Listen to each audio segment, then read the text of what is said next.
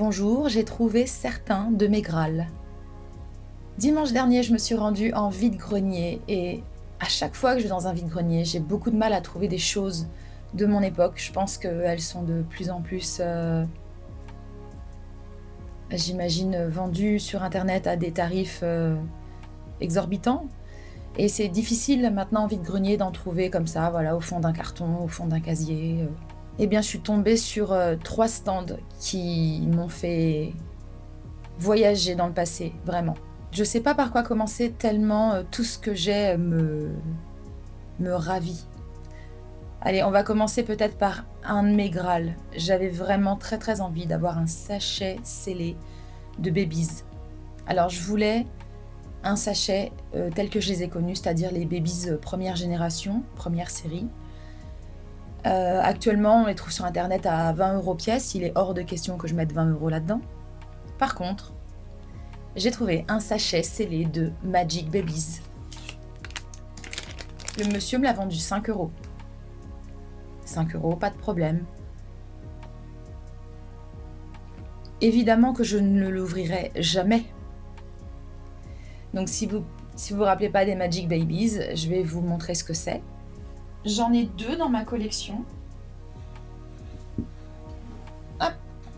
C'était les Babies que l'on trempait dans l'eau froide pour avoir la révélation. Une couche rose quand c'était une fille, une couche bleue quand c'était un garçon.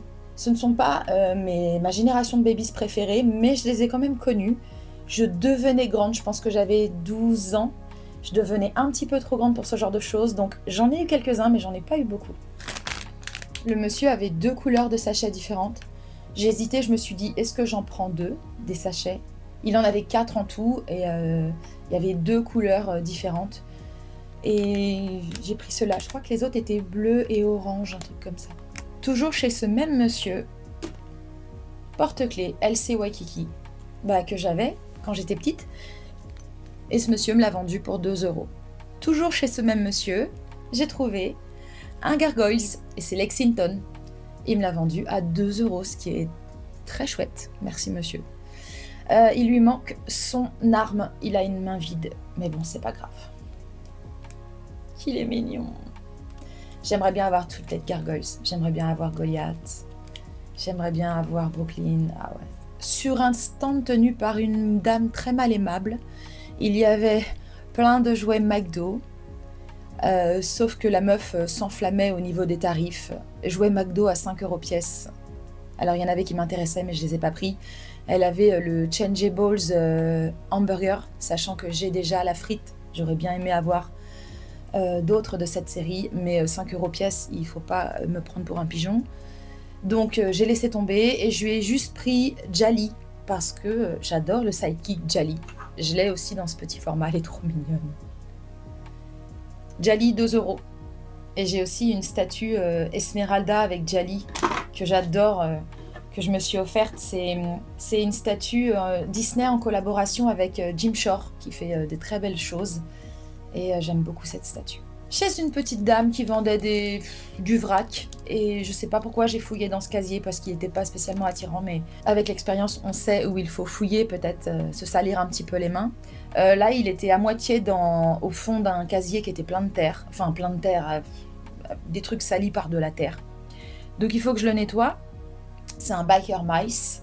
Alors je connais pas son nom parce que j'étais bien trop grande à l'époque des Biker Mice. Par contre, mon petit frère aimait beaucoup ça. Je sais qu'il a gardé les siens.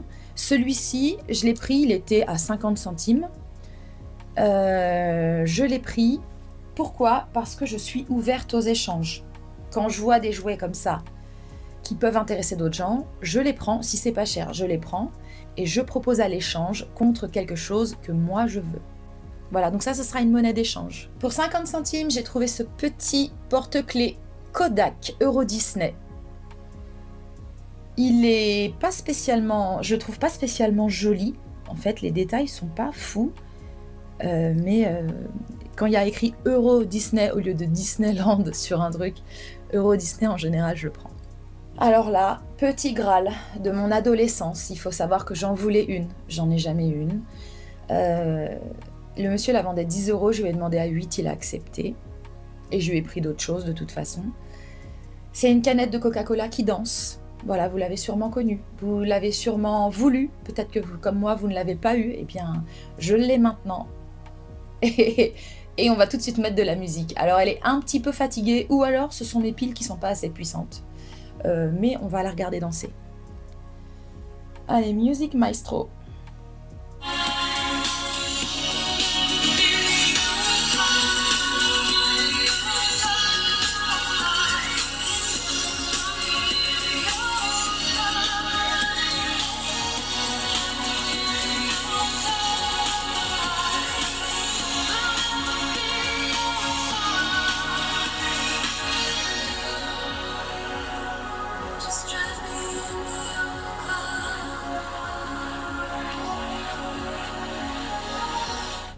Je l'aime. Elle est trop mignonne, je l'adore. Chez ce monsieur à qui j'ai pris la canette, je lui ai aussi pris des pins. Pas n'importe quel pins. J'avais déjà 3 pins de la collection Euro Disney et So. Et chez ce monsieur, j'ai trouvé à compléter cette collection et du coup à la finir, parce que si je ne me trompe pas, il y a 5 pins dans cette collection. Et comme j'ai plus de place sur cette petite plaquette, je m'en suis fait une autre que j'ai peinte. Et on va tout de suite installer cette petite collection trop mignonne. J'ai trouvé un pins Schwarzenegger Total Recall. Ensuite, je possédais déjà un pins Babies que voici. Et chez ce monsieur, j'ai trouvé les autres de la même collection. Donc, let's go pour compléter la collection avec... J'ai trouvé le pins Barbie. Alors, est-ce que c'est le club Barbie? Je ne sais pas. Il est un petit peu passé au niveau de la couleur, bon, ce qui est normal avec les pins. Hein. Surtout les pins qui étaient recouverts d'une sorte de résine, comme ça. Ceux qui sont en émail se conservent évidemment très bien, mais tous ceux qui étaient recouverts d'une résine, la résine jaunie. Un autre pins Euro Disney Kodak avec Pluto. Alors moi, les collabs de pins avec Disney, j'étais cliente et je suis toujours cliente. Là, on a Euro Disney qui collabore avec Lyon, les bars Lyon, pour Adventureland, avec un perroquet et le lion. C'est le seul que j'ai, j'aimerais bien voir les autres. Et encore une autre collection de compléter. J'avais déjà ce pins du Disney Club avec Shere Khan. Et j'ai trouvé tous les autres chez ce monsieur avec Baloo. Qu'est-ce que j'ai d'autre? Flagella Jones, Kit. Ah non, c'est autre chose ça. Non, c'est pareil. Non, c'est... Ah oui, non, c'est aussi pareil. Mais il a mal vieilli celui-là. Hein, avec les Rangers du Risque. Et Don Carnage. Et voilà, encore une jolie petite collection complétée. Je suis ravie. Et je vais finir avec les Barbie. Une petite dame vendait un casier rempli de Barbie avec un peu de tout. Dedans, on avait des poupées qui n'étaient pas Barbie, c'était des poupées perles. Voilà, j'ai bien vu qu'il n'y avait pas que de la vraie Barbie dedans. Mais je me suis dit, vu la vétusté des jouets, je vais bien fouiller, je suis sûre que je vais trouver quelque chose qui va me plaire. Eh bien oui, j'ai trouvé. Une magnifique Kira, et c'est la Kira 87 Island Fun. Il lui manque juste son maillot de bain. Donc elle a son paréo d'origine, son collier d'origine qui fait et bandeau et collier. Elle a pas de taches sur les jambes, elle est en très bon état. Les cheveux, bon, ils sont bien emmêlés, je vais les traiter. Mais elle est sublime. Non mais ce head sculpt, il est magnifique.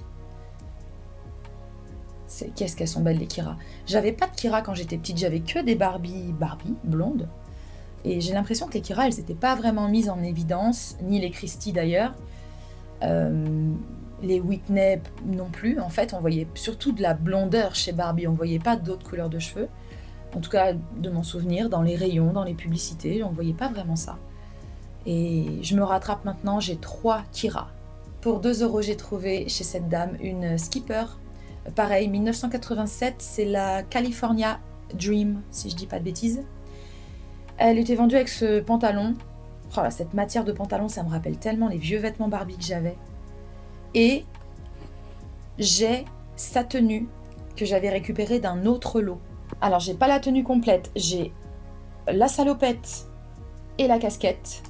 Il me manque le maillot de bain qui est bleu. Bah, c'est un bleu un peu comme ça. Enfin, c'est surtout un bleu du même bleu que la casquette.